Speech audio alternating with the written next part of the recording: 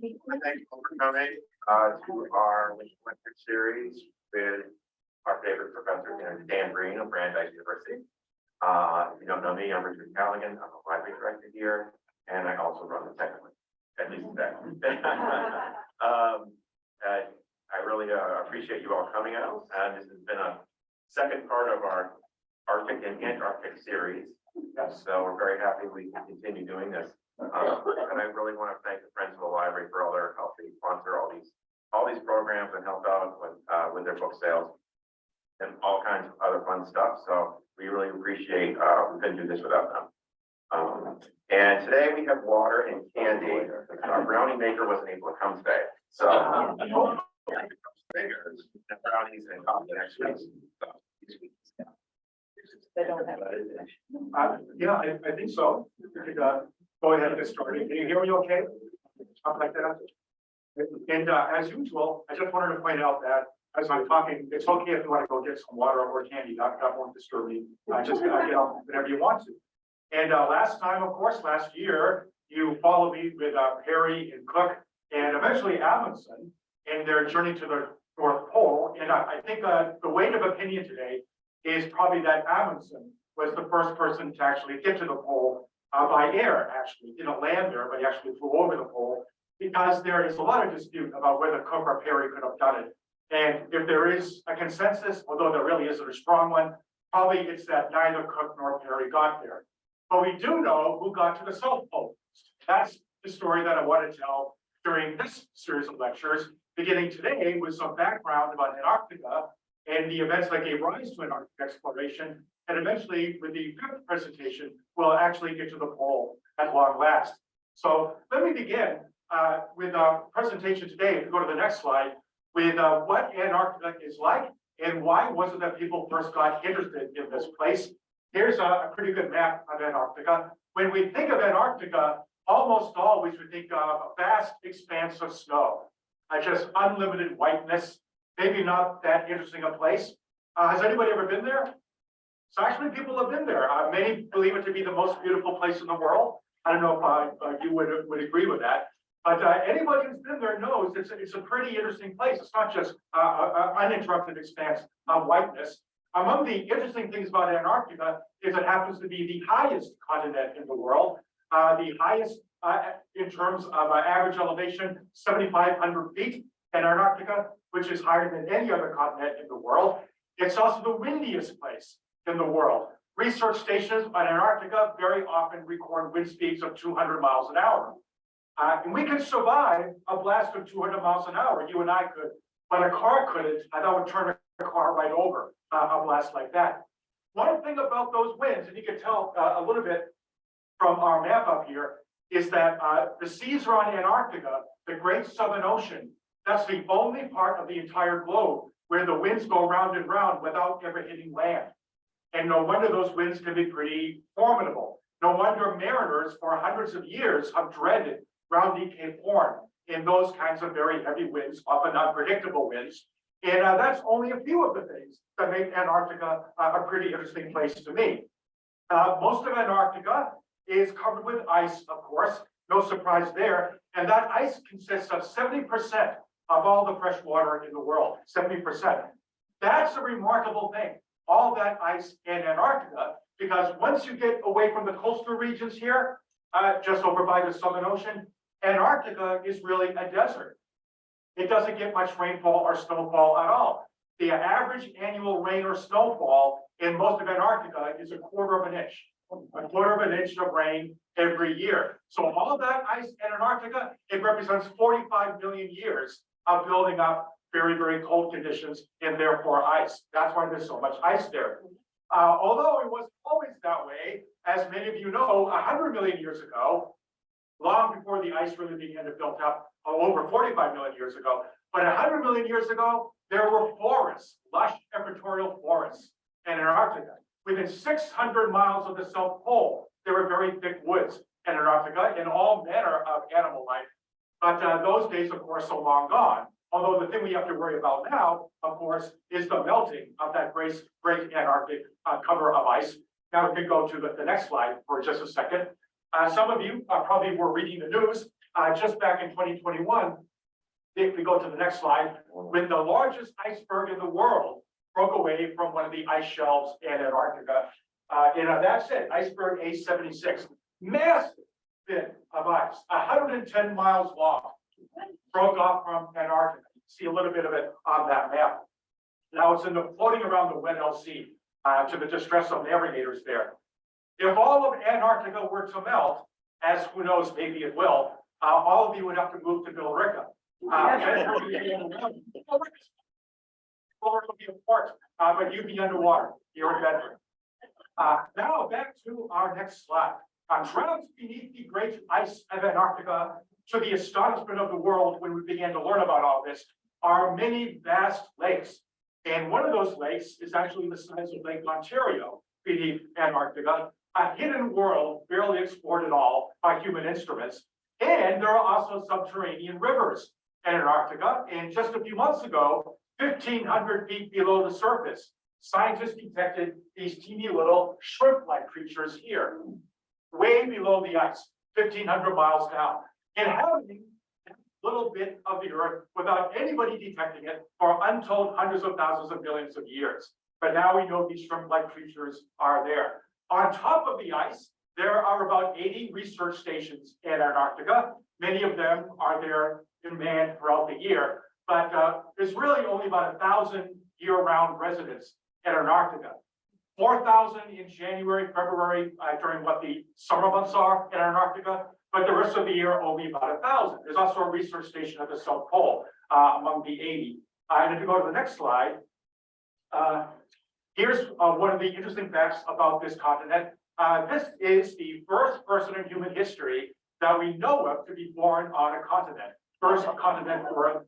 We don't know who the first person in South America was, North America. That'd be kind of difficult to know. But we do know the first person ever to be born in Antarctica.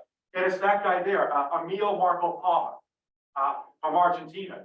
Argentina, for a while, had this harebrained scheme of trying to claim some of Antarctica for itself. So they wanted people to be born there. So they sent these people down there to have children. And he was the first one to be born, Emil Marco Palma. And that's a great way to strike up a conversation. I'm the only person that we know of to be the first person to be born in the continent. So nobody can take that away. And he was born in the Antarctic Research Station of Esperanza. Esperanza is unique because that's the only place in Antarctica that was once the subject of human violent hostilities. Back in 1952, the Argentinians were there in Esperanza. Some people from Great Britons showed up on the slope above the base. They were thinking of establishing a base somewhere near. The Argentinians fired on them. And as far as we know, those are the only shots fired in anger in the history of Antarctica. But it almost wasn't like that. It could have been much worse. The closest Antarctica ever really came to war probably were the events surrounding 1938. Now we go to the next map. There it is.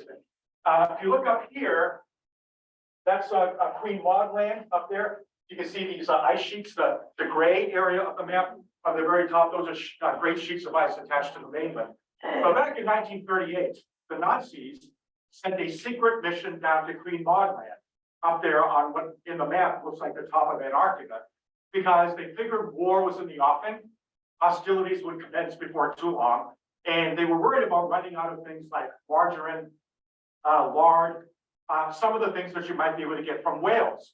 So they wanted to establish a whaling station and also a place that they could easily get seals if they needed to, somewhere in Antarctica.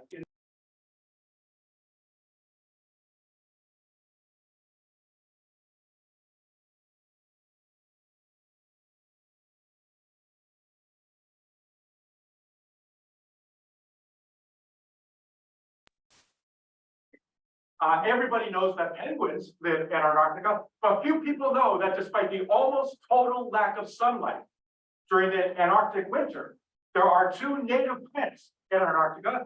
Does anybody know what they are? What? Of course, Antarctic pearlwort, as well as hairgrass. Those are the two native plants of Antarctica, and they can actually produce little yellow flowers in the rocky crevasses if you see them at just the right point, somewhere around January, I guess. Well, pearl wort does fine in Antarctica, penguins do fine in Antarctica, all sorts of lichens and algae are somewhere around, maybe not surprising. But for almost all of human history, nobody knew about this. No human being knew this great continent was there. The Greeks thought, that is the ancient Greeks, that because there was so much land in the northern hemisphere, there had to be some land down in the southern hemisphere to balance all that out. It just stood to reason. Had to be a continent down there, but nobody had ever seen it. All the Greeks could do was give it a name, and they called it Terra Antarcticus. That is at the opposite end of the Arctic. But that's all they had was a name. And later on, Cicero, in the days of the Roman Empire, decided that if there were such a southern continent, it should be named Terra Australis. So he had two names, but no sightings. No sightings for thousands and thousands of years. It may well be that the ancient Polynesians got there without anybody particularly knowing it or, of course, writing it down. There's a very long oral history among the Polynesians that many hundreds of years ago, maybe around the 7th century, some of their forebears found a land of ice. And they passed it down for hundreds of years in their history. Don't go too far, there's ice down there. They may well have seen icebergs, but we don't know if they ever saw land, the actual continent of Antarctica. All we know is the tide of human interest in Antarctica would not really begin until the 18th century. After many, many centuries, untold centuries of volcanic eruptions, penguin activity, pearl worts, eventually human beings would find Antarctica. And what I want to tell today is the story of how that happened. So we'll go to the next map, the next slide for just a second. And here is where my comfort level disappears. Your comfort level, they will be satisfied perfectly well by this sort of thing, but not me. The only way to understand how human beings eventually got to Antarctica was to recall the great German astronomer and scientist Johannes Kepler. So during the 17th century, Kepler had come up with his famous three laws. And the third law, as you can see here, tells us that the square of the orbital period of a planet is proportional to the cubic of the planet. Well, what that means is the further away the planet is from the sun, the longer it takes to go around the sun. And among other things, Kepler was able to show, because we knew pretty much about how long it would take certain planets to go around the sun, Kepler was able to show that the orbital periods of the planets have a very certain and predictable proportion. So what that meant for our purposes was, if we say that the distance from the Earth to the sun is 1 astronomical unit, if you just arbitrarily assign the number 1 to the distance between the Earth and the sun, we also know that the distance between Venus and the sun would be 0.72. 0.72 of that arbitrarily assigned 1, that's the distance in miles, let's say, from the Earth to the sun. So we knew there was a proportion. 1 would be Earth to the sun, 0.72 Venus to the sun, 1.5 Mars to the sun, and so on, based upon how far away the planets are. The proportions were fine. We knew that because of Kepler's law. What we didn't know was the actual mileage. How far away actually is the Earth from the sun? How far away actually is Venus from the sun, Earth from the Venus? All we could figure out though was this.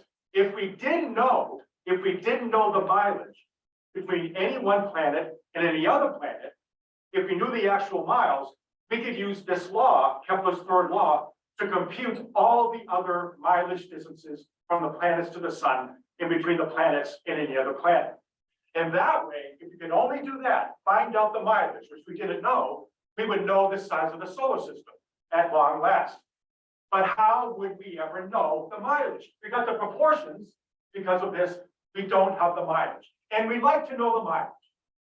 And one reason we want to know the mileage, how far away is the Earth from the sun? How far is 1 astronomical unit? Is that would be very important and valuable in measuring longitude.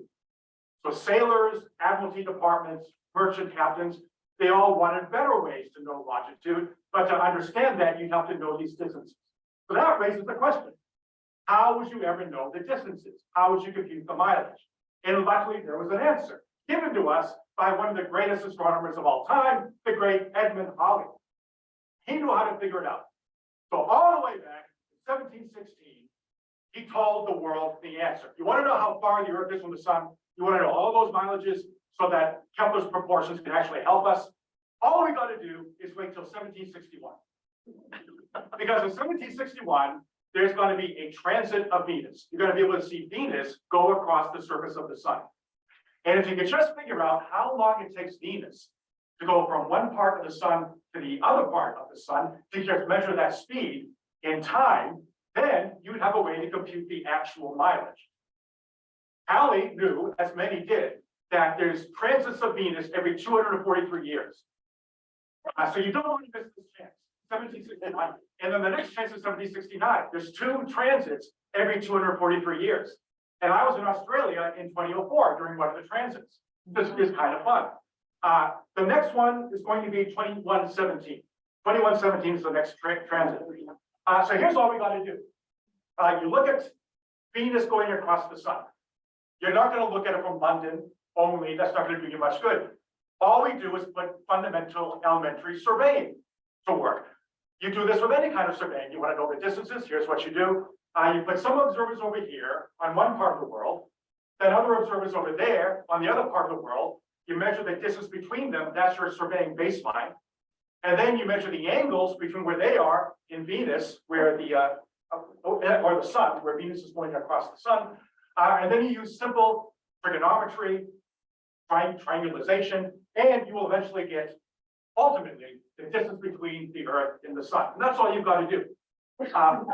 Now that 1761 would be the first great worldwide scientific effort to do one thing, to solve one great problem. How big is the solar system? But they couldn't really do a good job of it in 1761. There were all sorts of atmospheric disturbances. The 7 Years' War was going on. They didn't have the data that they really wanted. That gives them one more chance, and that's 1769. Either we do it then, or we're going to blow it until 2004. So 1769 is the time. That's what we've got to figure it out. So the Admiralty, in 1769, decided to send a British expedition to the South Seas, the other part of the world, to set up an observatory station to try to take a reading of Venus as it goes across the sun and to measure the speed of how long that's going to take. And from those bits of data, as well as other data all around the world, then we could know the actual distances. We would know at long last how big the solar system was. So the British government decided, next slide, to send an expedition under, next slide. Next slide. Sometimes it's confusing when lecturer says, wait. Yeah. Here it is. So here's Venus going across the sun. That's what you want to look at.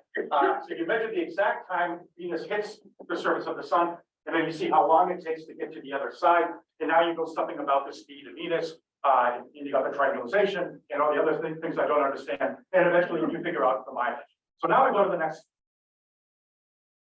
And here's the guy they chose to send to the Pacific. That, of course, is Captain James Cook. And his job would be to go to what the British used to call King George Island, but that we now call Tahiti. Remarkable fellow. James Cook grew up in Whitby on the North Sea. He was always within sight of the sea, but he never joined the Royal Navy until he was 26, very late to join the Royal Navy. Before that, he was captaining these coal-bearing vessels from Newcastle, where the coal was, all the way down to London. And that was a big trade. At any given time, there were 400 vessels, very active, bringing all the coal from the north that London would need to sell.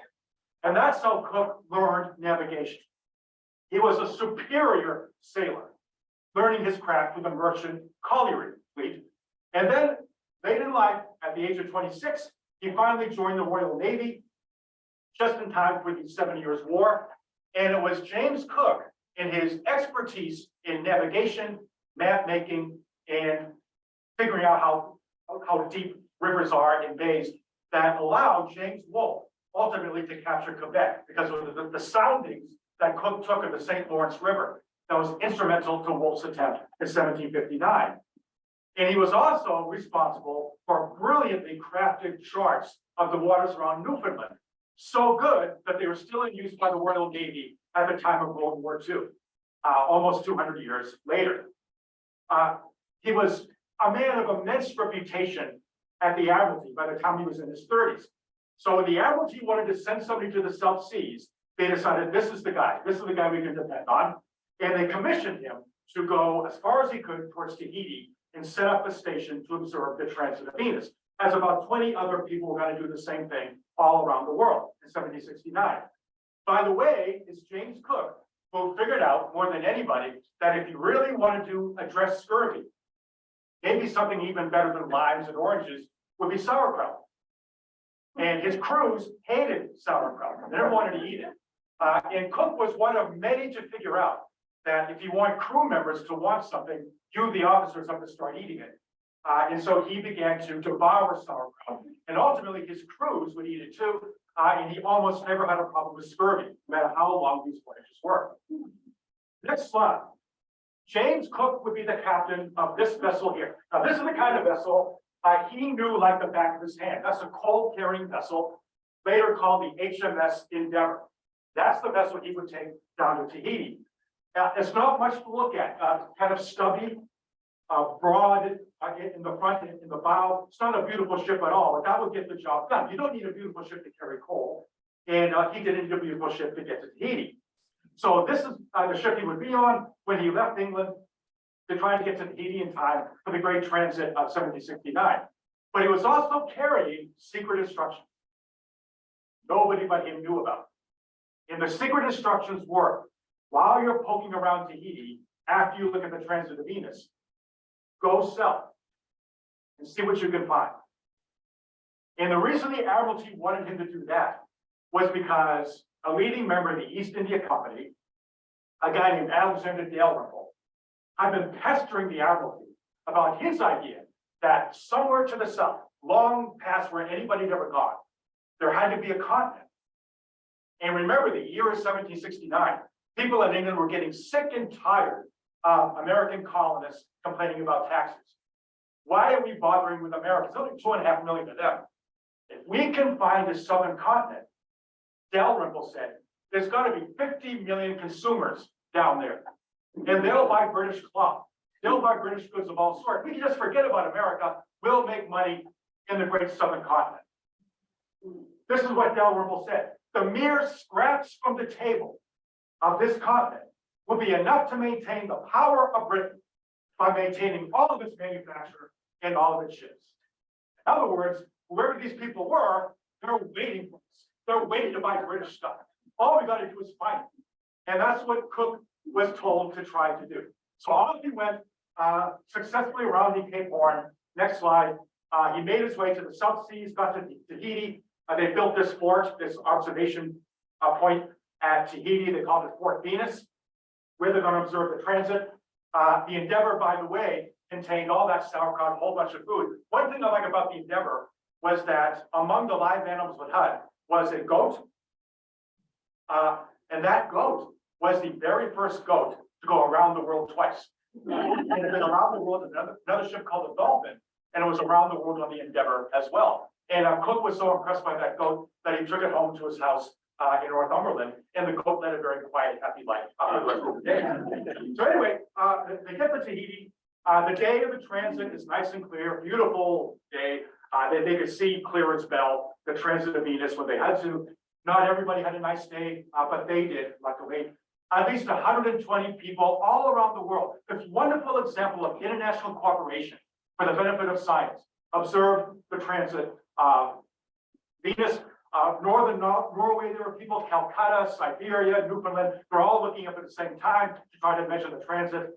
And the difficulty was that because of the telescopes at the time and the usual atmospheric disturbances you've got to probably just take for granted, Venus didn't look terribly clear, a little bit blurry. So because it looked a little bit blurry, they call it the black drop effect. Looked a little bit blurry. You couldn't know exactly when Venus first touched the sun. What was Venus or what was the blur maybe coming off of Venus because of the atmosphere. But they did pretty well measuring that transit. When they did all the math, when everybody put their data together, they got the distance from the Earth to the sun at 93,727,000 miles. It's a pretty good estimate. It's only about 4% off from the actual figure. And that's how we knew for the first time in human history how big the solar system was. Because now you know one bit of mileage all you gotta do now is do the proportions and you know every other mileage. It's that distance from the Earth to the Sun. So now we know the distance from Earth to Venus is 0.27 of that. You just do that all around the board, and now you got it. So wonderful achievement. But as for the Endeavour itself, its history was not too glorious. And this is probably as good a time as any to say that. The Endeavour became a famous vessel because of what was about to happen in getting to Tahiti in the first place. So when the time came to name the last space shuttle, NASA insisted that it be named after a famous vessel of exploration, and eventually Endeavour was chosen. Endeavour was named after Cook's vessel, the Endeavour. And when the Endeavour went into outer space, it took a little bit of wood from Captain Cook's Endeavour with it in orbit. Does anybody know where the Endeavour is now? Newport. Very good, yes. Endeavour is beneath the waters of Narragansett Bay, right off of Newport. It was used to transport British troops during the Revolution, during the siege of Newport. And eventually when the British left Newport, they scuttled the Endeavour. And to this day, it's down there in Newport, close to Newport Harbor. Now and then people dive down there, I think, but it's still there. So Cook had done his job. Now it was time to go home, but not before fulfilling his secret instructions. He's got to poke around and see what he can find. He got to New Zealand, became the first person to captain a ship sailing all around New Zealand. Now we know those are islands. Then he went a bit to the west, got stuck in the Great Barrier Reef for a while, got off the reef, and then approached the coast of what was then called New Holland. And as far as we know, was the first European to captain a vessel to go into the magnificent harbor where Sydney now is. Then up the coast, he went a little bit down the coast, charting everywhere he went, very skillfully. And at one point, he was off the coast of Queensland, sent a landing party on shore, began to talk to some of the native peoples there, and asked, what is that animal? And of course, it was the kangaroo. There is no truth to the old story that they asked, what is that? And the native people said, what are you asking? Didn't really know what they were referring to. So the word, what are we asking, according to the story, was kangaroo. And so Cook called the animal the kangaroo. There's no truth to that at all. The kangaroo was called that because that's the actual name for kangaroo. So we'll set the record straight. Amy Adams was wrong in the movie Arrival. So you just forget that story and tell the truth. That's the actual word for kangaroo. At any rate, this whole voyage to New Holland in New Zealand had made Cook very skeptical that there was anything else down there.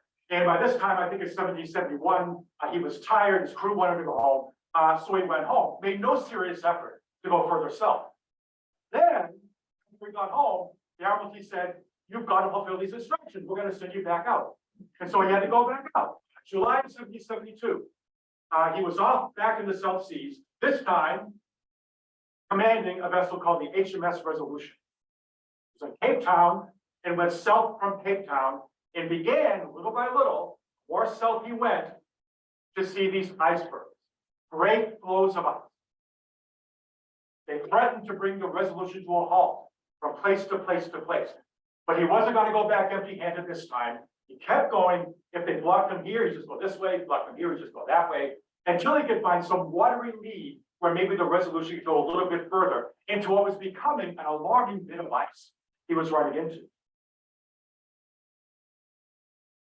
Some of these icebergs were 3 times as tall as the tip of the main list of the Resolution. Nobody had ever seen anything like it. The temperature was well below freezing. But the crew members, they had these woolen jackets on called fear knots. And if you had a fear knot on, the idea was you had nothing to fear but the captain because the cold wouldn't bother you. But the fear knots were not working. The wind was terrible, and so was the temperature.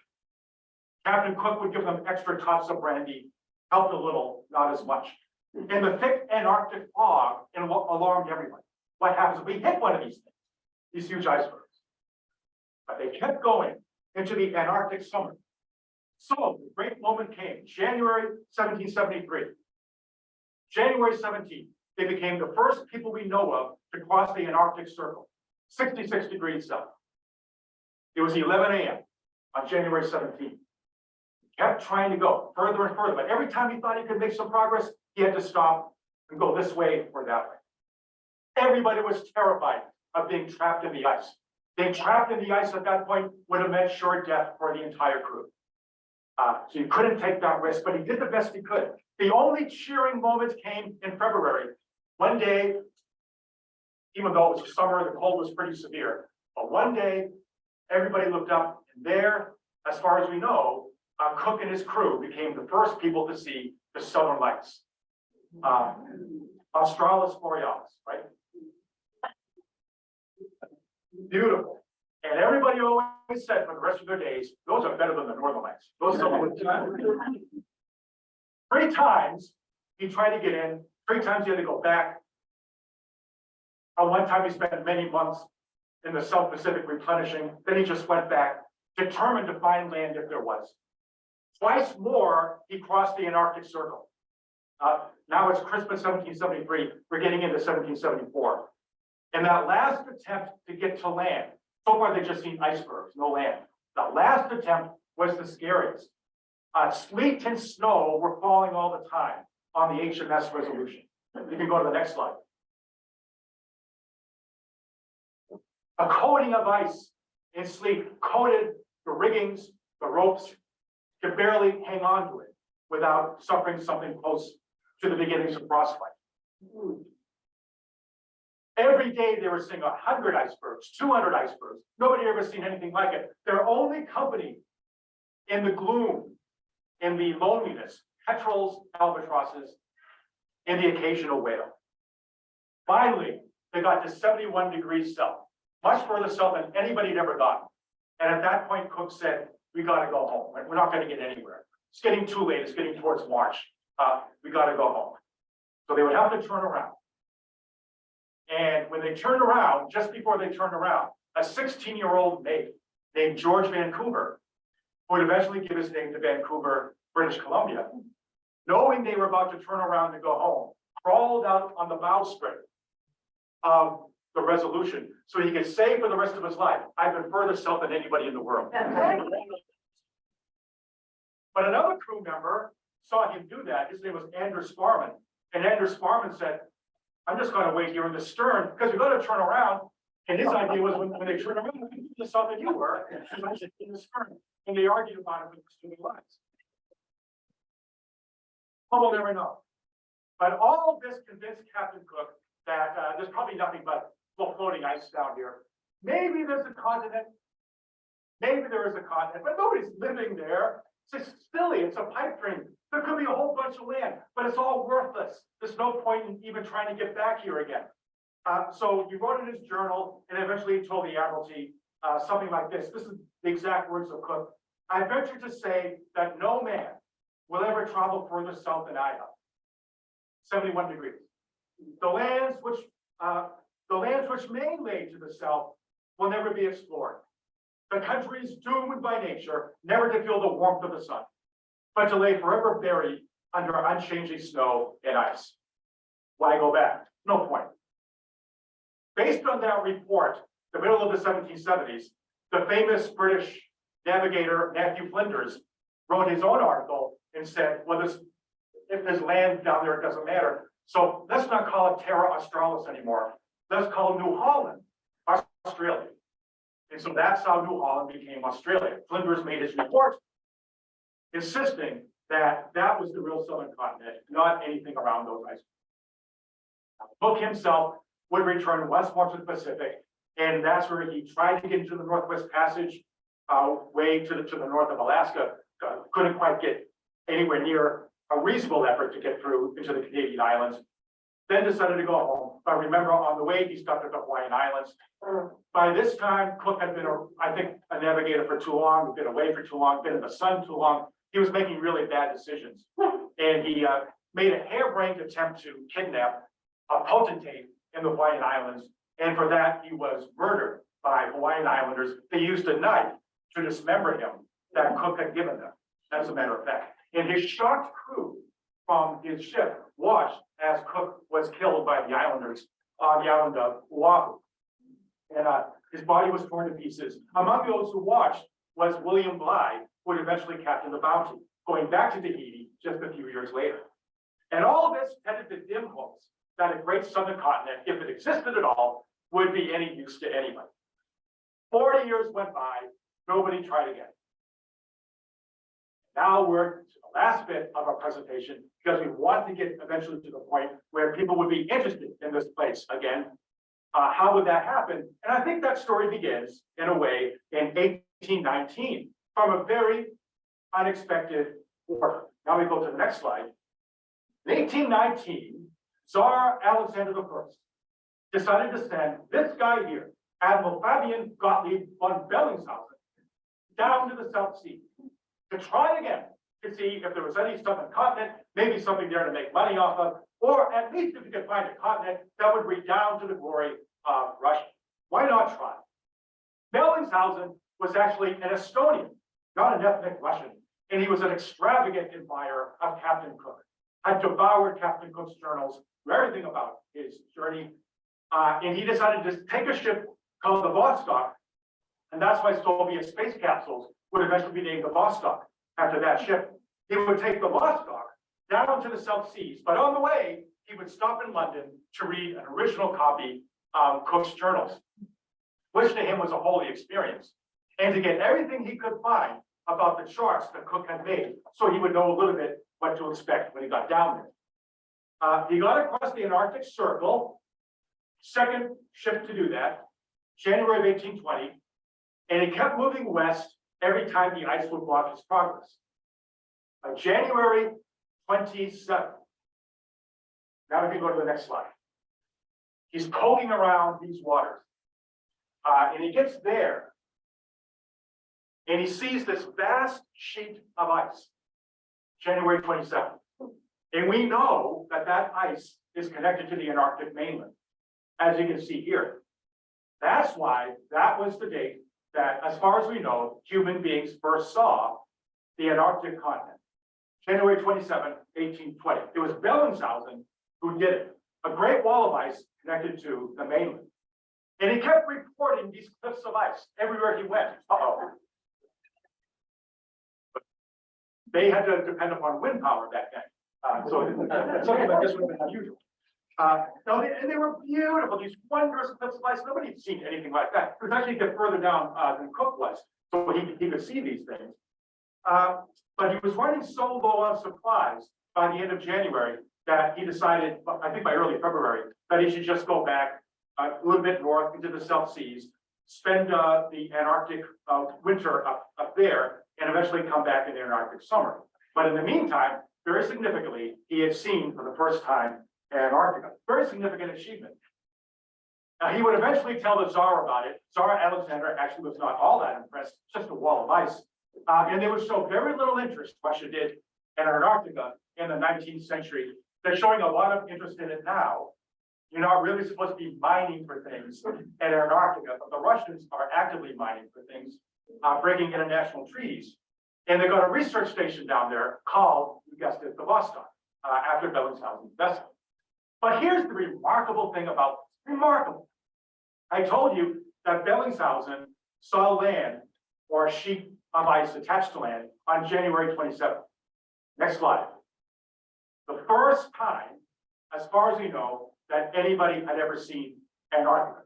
That is the land, not just icebergs. But then, after millions of years where no human ever saw Antarctica, 3 days later, on January 30th, 1820, an Englishman named Edward Bransfield happened to be sailing a ship over here in these waters called the Williams, looking for seals and things to sell on the international market. His ship was called the Williams because the three guys who owned it were all named William. So we're Williams, so we're going to name the ship Williams. So he was down there investigating these islands, many of which had been charted by Captain Cook. And he had instructions from his investors, if he could find anything even further south, that would be good, see how far he can get. So as he was poking around in dense fog on January 30th, all at once, the fog parted. And here, he saw land, mountains. And he knew that had to be, those aren't icebergs, those are mountains. So he became the second person to see Antarctica 3 days after the first, after millions of years where nobody saw it at all.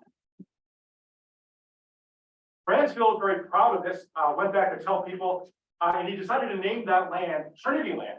Now we go to the next slide. Why did he call it Trinity Land? He named it after Trinity House, which for over 500 years is the place in England you go if you want a license to be a ship's pilot. They also maintain lighthouses all around the British Isles, and they provide navigational aids when needed in Great Britain and elsewhere in the North Atlantic. Trinity House was heavily damaged by the Luftwaffe in 1940, December of 1940, but that did not stop them from getting back in business and providing beautiful lighted buoys to guide the ships to the Normandy coast on the evening of June 5th into 6th, 1944. So after sighting what was undoubtedly land, 3 days after Bellingshausen, Bransfield went home, thought this was a pretty big deal, and then everybody forgot about him. And maybe that none of you have ever heard of him. He's pretty obscure, and nobody is more upset about that than the people of Cork, where he's from, in Ireland. Bransfield was impressed into the Royal Navy. He was kidnapped, made to be a Royal Navy seaman. And unlike a lot of people who are impressed in the Navy, he kind of liked it. They kidnapped him. He didn't mind. He liked the Royal Navy. And that's why he spent much of his life in the Navy, then as a merchant captain. And the people of Cork have decided not to forget him. Now we go to the next slide.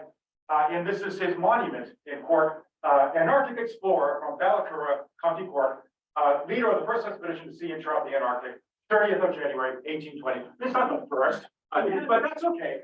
We did this only 3 days. Who's counting? Now we get to the very last chapter. We're almost there because there's interest now. There's interest in these waters. What was Bransfield doing down there? Looking for things to sell. And by then, people have been around these islands, like South Shetland, South Georgia, and they've seen a whole bunch of seals. And Cook had seen those seals too. And by this time, the early 19th century, those seals were going to be a big deal. So now New England enters our story. What was the great sealing port of New England? Stonington. Stonington, Connecticut, the great sealing port of the world, really, here in New England. So now we go to the next slide. To understand what was about to follow, consider the seal. 5 million walks the islands off of Antarctica. Unbelievable amounts of seals. There's a bunch of species of them, but what a lot of them have in common is their fur.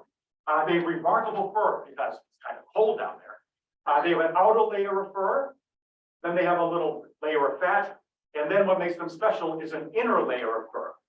Nice thick fur. And that means they can go into the waters of Antarctica. They can go 300 feet down. They can spend some time in the water. You and I would last about 2.5 minutes in that water. They're fine. They're fine in the water. And that makes their fur very marketable. That is good, thick fur that people would like to wear in various kinds of forms. And for New Englanders, the nice thing about this was, if you could go down into those waters, kill a bunch of seals, take the fur, now you've got something that will fulfill an ancient dream of New Englanders and Europeans that went back about really to the Romans. And the ancient dream was, what do we sell to the Chinese? They don't eat anything. We would sell them ginseng, but that's not going to get you very far. We would sell them sea otter fur, but you got to go up to British Columbia and the coast of Washington. That's a long way to do that. It's expensive. Profit margins aren't what you like. Seals, much easier to kill all those seals and take those to China. They'll buy that fur. And not only can you sell the fur to China, the other thing the Chinese want to work for silver coins, but you can see that's an expensive proposition too. This is a lot cheaper. So you kill the fur, the seals, you take the fur to China, obviously, and you make an immense profit. As long as you don't die on the way, you'll make an immense profit. And so by 1820, you had these New Englanders poking down in these islands, among whom was a guy named Nathaniel Palmer, who now enters our story. Now, Nathaniel Palmer, as a 14-year-old, had been at sea during the War of 1812. He learned navigation, became very good at it. Then, a little bit later, when he was 19, he became the first mate of a ship called the Hercilia, which left Stonington, Nathaniel Palmer's home, and went down into South Georgia, the South Shetlands, where so many of these seals were. Now, one ship killed 9,000 seals. 9,000 seal skins, mostly from the South Shetland Islands. The profit was $500,000, split between the crew and the investors. And Nathaniel Palmer, who was the first mate, he was no fool. This is how you make money. This is how you make a profit. And he decided to take his part of the winnings, invest in his own ship called the Hero. It's only 47 feet, just a little ship, but perfect for poking around the little islands and into the bays of the Shetlands and the South Orkneys and so forth. And captured that ship down into those waters. Because he also knew he could not only sell the fur to China, you could also sell the blubber back in New England, where it was a cheap, although convenient kind of heat and especially light. How could you miss? How could you not make money? So down he goes, it's 1820, down he went into the Antarctic waters. Now he's 21, still a young man, poking around the waters. And actually, one of the little harbors he found is still called Yankee Harbor, after Palmer and the Connecticut people who were on his ship. Now we go to the next slide. So that's Nathaniel Palmer there, later in life. Looks somewhat different when he was 19. I would think that's good. So you can tell he did pretty well. Now we go to the next slide. So the story goes like this. It is now December of 1820. Yeah, December of 1820. Okay. If I get the years wrong, don't get too upset. No, yeah, that's probably November of 1820. November of 1820.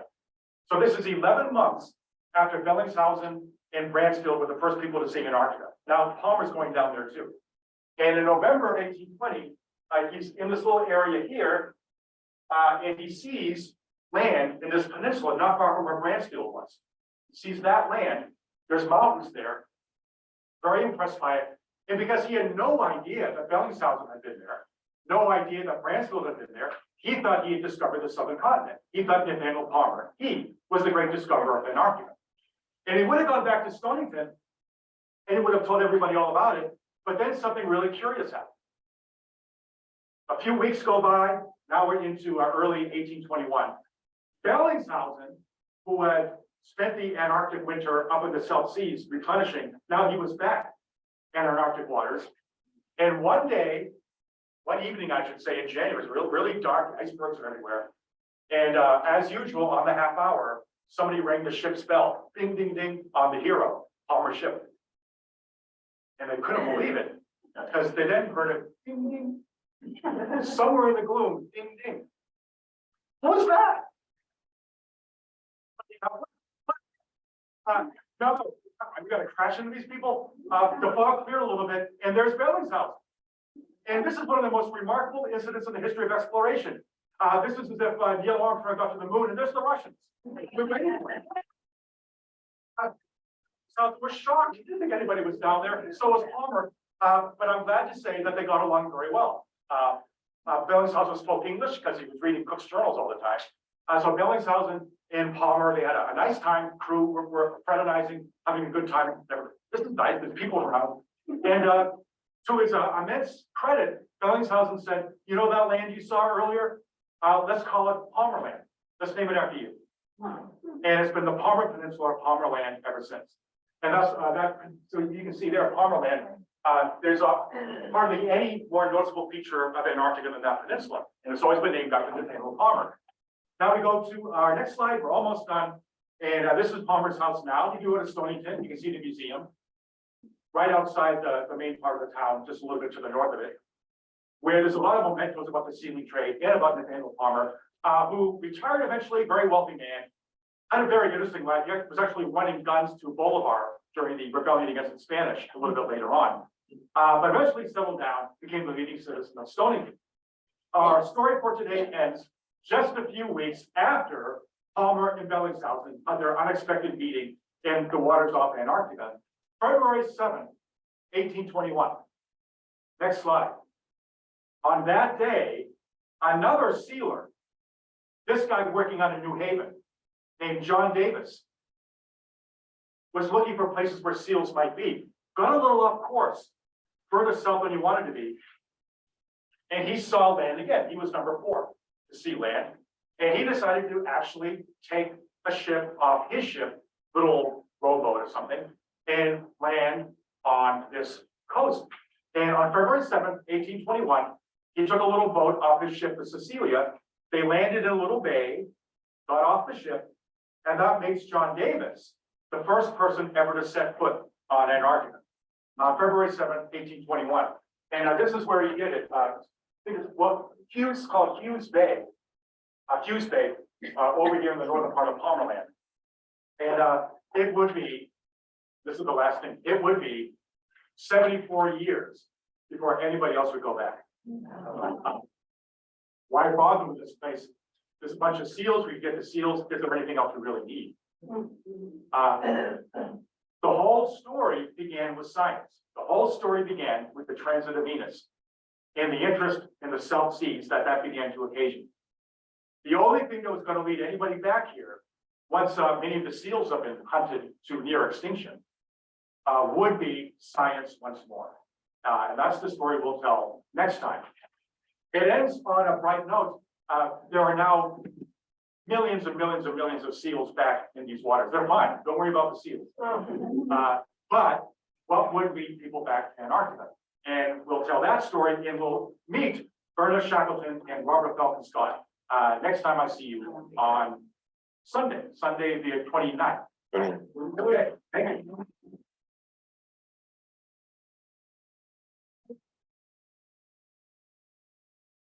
Now, I hope nobody asked a question about Kepler. But short comment, yes. I was wondering, because you didn't show it on the maps, what area that Cook was poking around? Is that on like the other side? Everywhere. He went all around Antarctica. He was the first one to circumnavigate Antarctica. And I think he did it twice, if I remember. But so he was more or less everywhere you could be, trying to get in as far as you could and never quite succeed. But I noticed, I was wondering that thing, you just showed went up above 70 altitude, so it must have been. Oh, yeah. You said he did below. 71. Yeah, so he must have been higher when he went around that. Oh, yeah, he would have been. Yeah, that's right. So he did good. He could have, if he. Yeah. Lower at that point, he could have seen it. So that to me is a surprising thing, why he would have come across the Palmer Peninsula, because that does jet out kind of far. But as far as we know, he didn't. There's no suspicion that he ever saw land. Yeah. You mentioned Palmer Land, but I noticed in the map it's also called Graham Land. Yeah. So I think there's a tiny little inlet that connects that northern part of the peninsula to the southern part. So it's not passively a peninsula. It's frozen over a lot. But technically it's water, so the last part is Graham Land and the Palmer Land. But you always see the whole thing as the Palmer Peninsula. That's just what it amounts to. Well, then I can see you all next week. This is year number 18 here.